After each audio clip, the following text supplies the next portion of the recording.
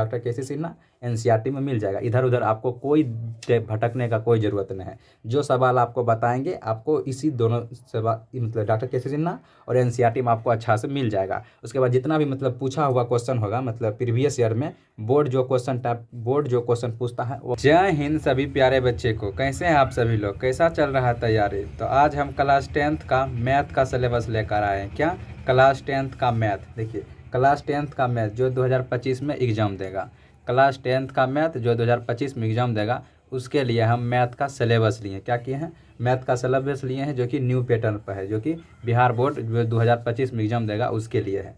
देखिए तो सिलेबस जो लिए हैं हम उसको यूनिट वाइज मतलब इकाई के अनुसार इसको हम बाँटे। क्या क्या हैं, यूनिट वाइज हम इसको बाँटे हैं। देखिए अगर आप क्लास 10th का मैथ उल्टाइएगा उसमें अगर मतलब यूनिट वाइज देखिएगा टोटल 7 यूनिट दिया गया। कितना टोटल देखिएगा, अगर यूनिट वाइज इकाई वाइज देखिएगा तो इसमें टोटल 7 यूनिट दिया गया। कितना 7 यूनिट दिया गया है। और 7 यूनिट में आपको कितना टोटल चैप्टर पढ़ना होगा, 7 यूनिट में आपको टोटल जो है 15 चैप्टर पढ़ने को मिलेगा। मतलब कि अगर हम यूनिट में देखें तो यूनिट में कितना है, यूनिट में आपको 7 यूनिट मिलेगा। उसके बाद अगर चैप्टर में देखिएगा तो आपको 15 चैप्टर पढ़ने को मिलेगा।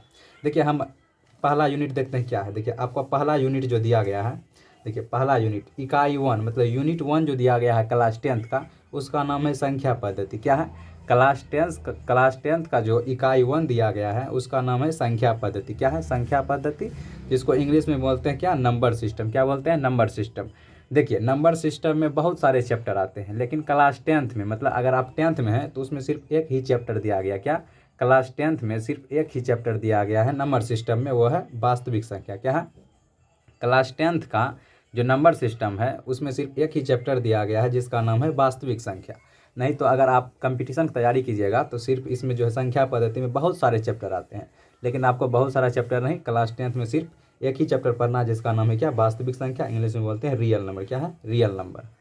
उसके बाद इसी में देखिए अगर आप पढ़ लीजिएगा नंबर सिस्टम, अगर नंबर सिस्टम पहला यूनिट पढ़िएगा तो आपको कितना मार्क्स मिलेगा, आपको 10 मार्क्स मिल जाएगा। मतलब अगर आप नंबर सिस्टम का पहला चैप्टर वास्तविक संख्या पढ़ लीजिएगा तो आपको इससे 10 मार्क्स एग्जाम में बोर्ड में पूछता है, उससे आप पा लीजिएगा।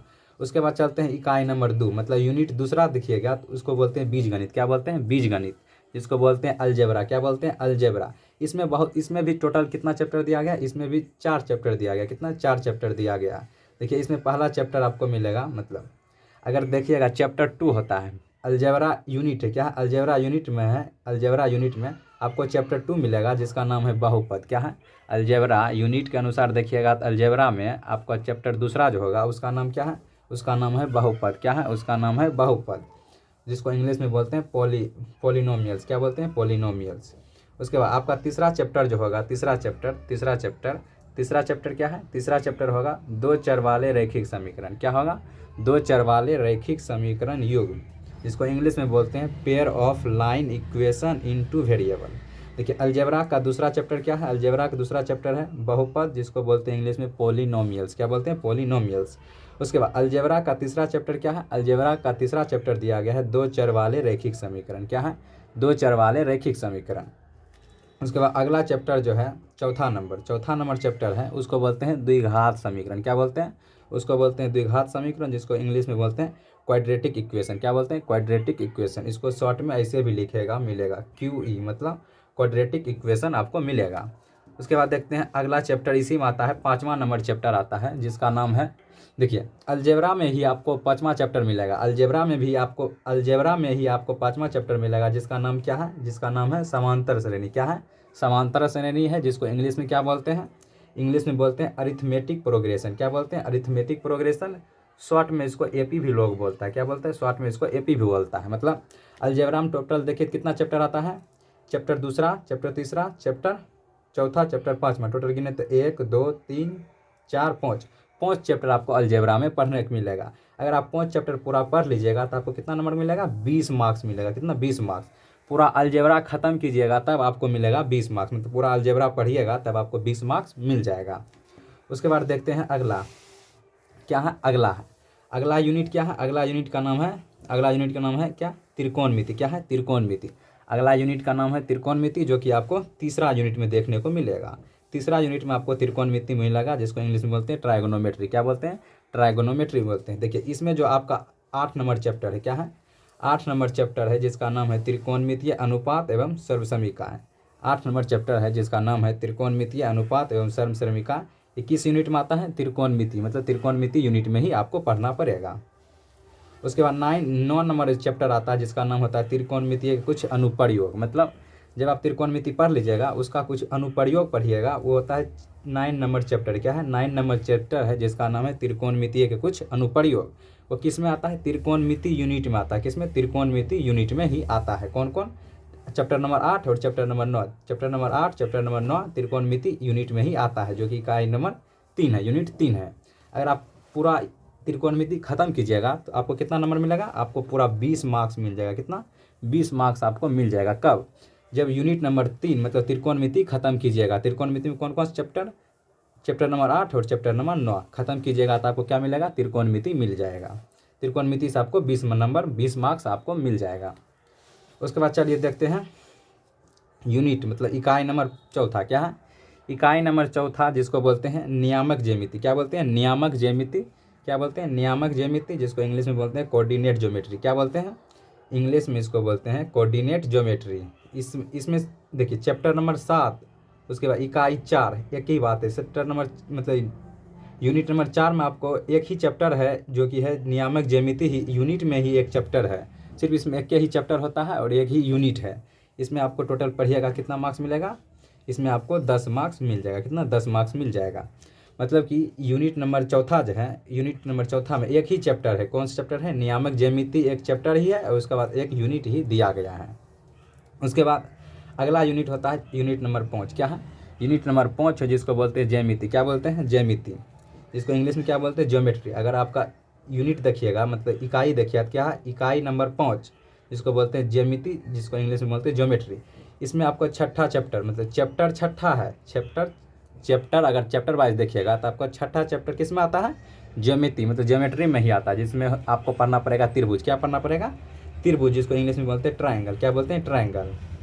उसके बाद चैप्टर नंबर 10। क्या है? चैप्टर नंबर 10 जिसको बोलते हैं वृत्त। क्या है? चैप्टर नंबर 10 जिसको बोलते हैं वृत्त, जिसको इंग्लिश में बोलते हैं सर्कल। मतलब क्या? चैप्टर नंबर 6 त्रिभुज, चैप्टर नंबर 10 वृत्त जिसको बोलते हैं सर्कल। उसके बाद चैप्टर नंबर 11 जिसको बोलते हैं रचनाएं, कंस्ट्रक्शन। मतलब चैप्टर नंबर 6 त्रिभुज, चैप्टर नंबर 10 वृत्त, चैप्टर नंबर 11 रचनाएं मतलब कंस्ट्रक्शन। ये तीनों को मिला दीजिएगा, ये तीनों को मिलाइएगा, तीनों चैप्टर त्रिभुज वृत्त रचना तीनों मिलाइएगा। किस में पढ़ना है आपको? ज्यामिति मतलब ज्योमेट्री में पढ़ना है। ये इकाई नंबर कितना है? इकाई नंबर 5 है। इकाई अनुसार देखिएगा तो इकाई ज्योमेट्री इकाई 5 में आता है, जिसमें 3 चैप्टर आपको पढ़ना पड़ता है, त्रिभुज वृत्त और रचना। अगर ये भी पूरा पढ़िएगा तो आपको 20 मार्क्स मिल जाएगा। देखिए मेजर टॉपिक मतलब मेजर यूनिट जो कौन सा है 10वां में देख लीजिए। एक ज्योमेट्री मतलब जिसको बोलते हैं ज्यामिति, इससे आपको 20 मार्क्स मिलेगा। उसके बाद जो यूनिट में देखिएगा 5वां नंबर यूनिट है। उसके बाद यूनिट नंबर तीसरा देखिए त्रिकोणमिति। क्या है? त्रिकोणमिति, जिससे आपको 20 मार्क्स मिलेगा।